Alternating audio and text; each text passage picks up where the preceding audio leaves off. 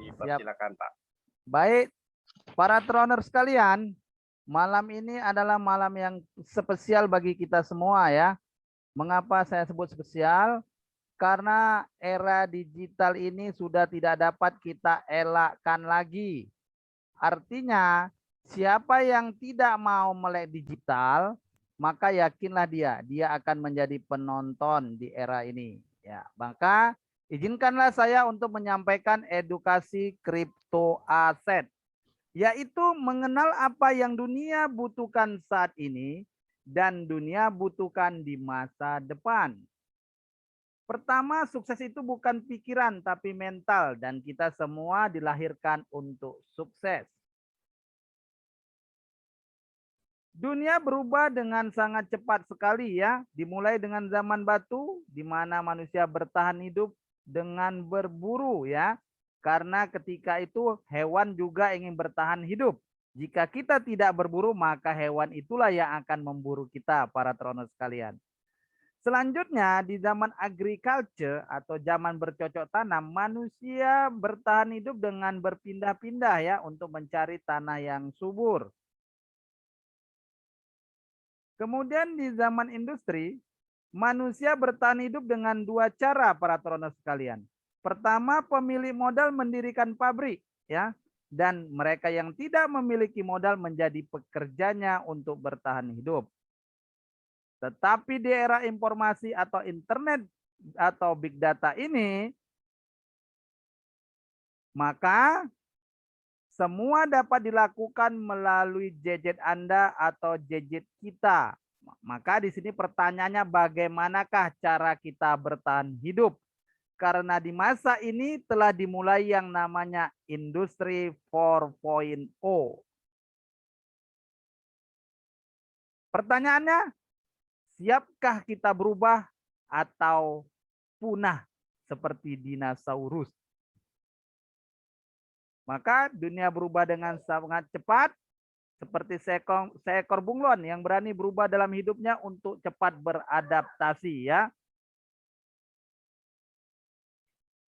Maka perubahan-perubahan itu, para trainer sekalian, mengubah cara manusia bertransaksi ya. Dimulai ketika manusia bertransaksi dengan cara barter, kemudian dilanjutkan bertransaksi melalui kedai terdekat ya atau warung-warung. Tetapi di zaman digital ini atau big data ini, kita cukup bertransaksi melalui atau di mana kita berada ya. Dan itu cukup menggunakan Android atau laptop kita ya. Maka di zaman ini telah hadir yang namanya industri 4.0. Apa itu?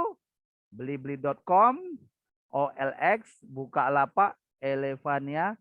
Dan sekarang di bulan 12 ini mereka sedang gencar-gencarnya memberikan promo ya. Nah, dengan itu mereka berharap semakin banyak yang memesan barang kepada mereka ya.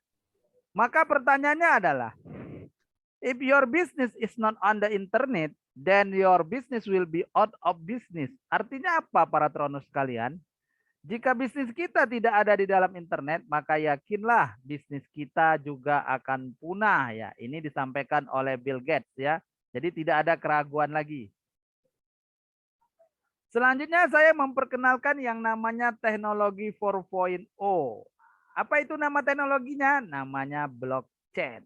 Blockchain adalah database terdistribusi yang menyimpan informasi dalam bentuk transaksi dalam blok yang ada di berbagai komputer di seluruh dunia secara bersamaan melalui jaringan internet.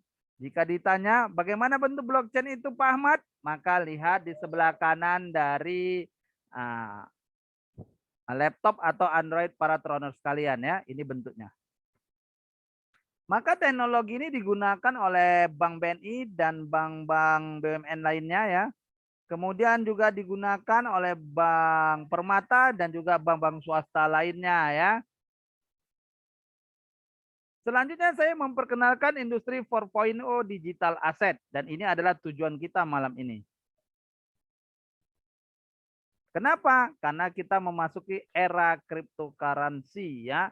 Jadi dari perpindahan dari uang yang nyata menjadi uang yang tidak nyata.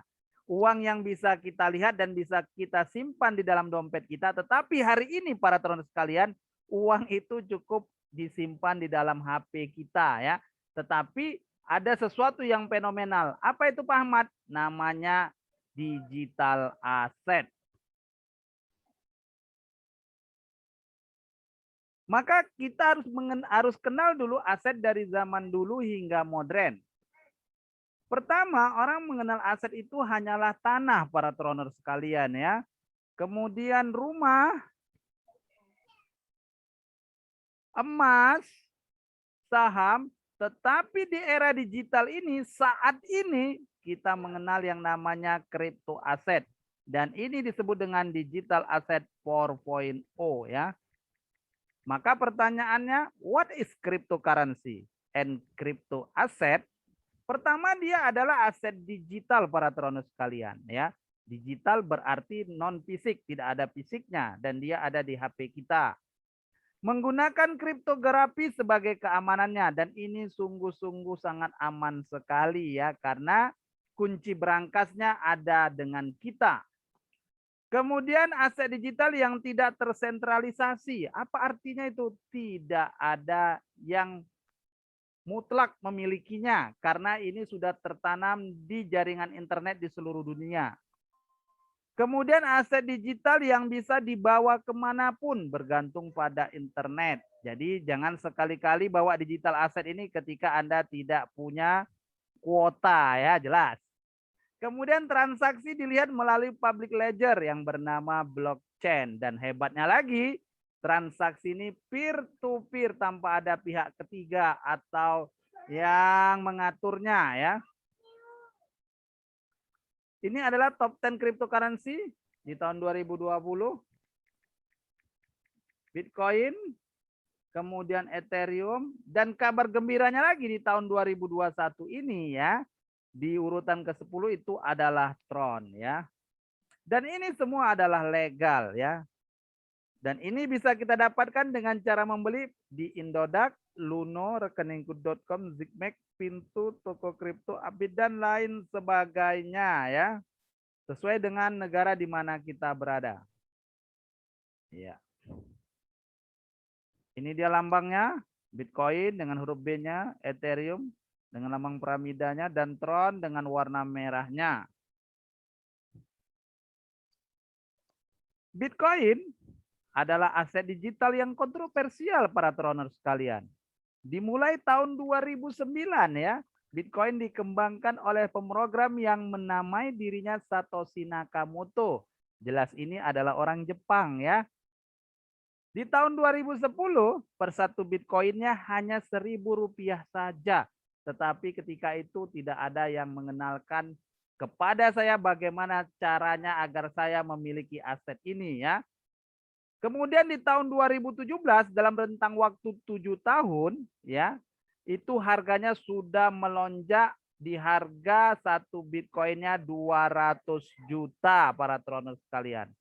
Dan di tahun 2017 diperkirakan sudah ada 17 juta Bitcoin yang beredar di dunia.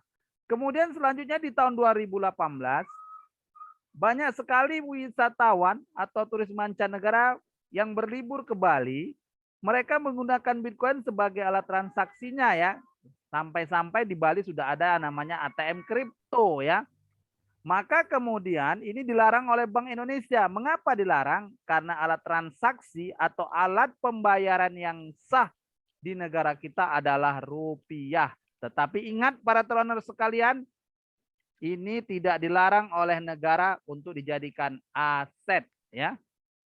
Kemudian diperkirakan pada tahun 21-24 di sana akan mencapai titik puncak dari Bitcoin ini yaitu berjumlah 21 juta Bitcoin dan ketika itu harga per satu Bitcoinnya sudah seharga satu buah Lamborghini. Wow, luar biasa para trader sekalian ya. Selanjutnya saya memperkenalkan Ethereum. Ethereum adalah platform software open source yang dasarnya adalah teknologi blockchain ya. yang memungkinkan para developer atau pengembang membangun dan menyebarkan aplikasi desentralisasi seperti smart contract. Maka pada masa Ethereum ini dikenal yang namanya smart contract, ya. Ini diprakarsai oleh Vitalik Buterin pada akhir tahun 2013. Ingat, Bitcoin tadi di tahun 2009. Kemudian Ethereum ini di tahun 2013, ya. Jadi perkembangannya sungguh sangat cepat sekali.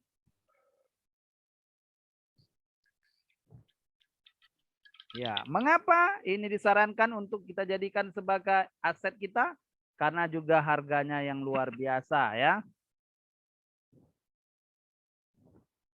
Dan kabar gembiranya lagi, di zaman pandemi harga aset kripto Ethereum ini atau harga aset kripto lainnya itu melonjak hampir 200%, ya, luar biasa, mengalahi lonjakan emas. Nah, tetapi ingat para troners sekalian, Bitcoin dan Ethereum itu juga dijadikan juga sebagai alat pembayaran oleh perusahaan-perusahaan Eropa raksasa, ya, perusahaan-perusahaan Eropa raksasa sebagai alat transaksi mereka. Mengapa? Karena mereka ingin melakukan transaksi yang cepat dengan menggunakan kripto aset ini. Ya, ini dia Tron. Dan ini pada malam hari ini adalah fokus kita, ya. Bagaimana kita memiliki Tron? Mengapa Tron? Karena pertama harganya yang masih sangat murah atau sesuai dengan dompet kita. Kemudian Tron ini jumlahnya terbatas, berjumlah hanya 100 miliar saja. Tetapi pada hari ini saya lihat perkembangannya sungguh luar biasa, sudah di 90 miliar yang beredar di seluruh dunia, ya, untuk Tron ini, ya. Dan harganya pada malam hari ini masih di kisaran harga pernah turun di harga Rp1.100 per satu tron, tetapi malam ini kembali di harga 1.300 per satu tron, para troners sekalian, ya. Maka siapkan dompet Anda, gunakan modal sekali, tetapi kemudian Anda akan memiliki aset tron ini berkali-kali, ya. Dan itu adalah gratis. Ini this is my crypto asset, kita dapatnya dengan membeli di Indodax, ya.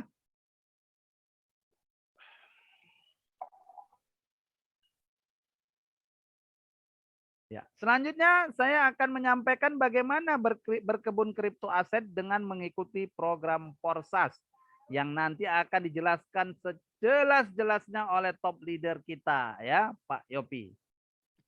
Pertama, membangun aset ini modalnya sekali, yaitu investasikan uang, dan itu hanya sekali saja untuk kita membeli bibitnya, ya. Nah, selanjutnya gunakan 1M. Apa itu 1M, Pak Ahmad? Yaitu gunakan mulut untuk kita menginfokan kepada orang-orang mengenai hebatnya kripto aset Tron ini, ya. Kemudian investasikan waktu, dan pada malam hari ini telah terbukti, ya, kita adalah orang-orang yang menjadi pejuang dari aset kripto Tron ini. Dan ingat, sebagaimana tadi yang telah disampaikan oleh top leader kita adalah komunitas yang terbesar di dunia. Tetapi kalau seandainya kita tidak terus menginformasikan kepada orang-orang yang berada di sekitar kita, maka alangkah ruginya kita dan juga mereka, ya. Karena kedepannya Tron ini sangat luar biasa harganya. Kemudian investasi pikiran, artinya Anda dan komunitas-komunitas Anda semuanya untuk terus fokus mengikuti Zoom meeting ini. Ingat, ikan jika keluar dari kolamnya ia akan mati. Maka jika kita tidak sering mengikuti kegiatan Zoom meeting ini, itu akan menghilangkan semangat kita, pemahaman kita tentang pentingnya kripto aset Tron ini.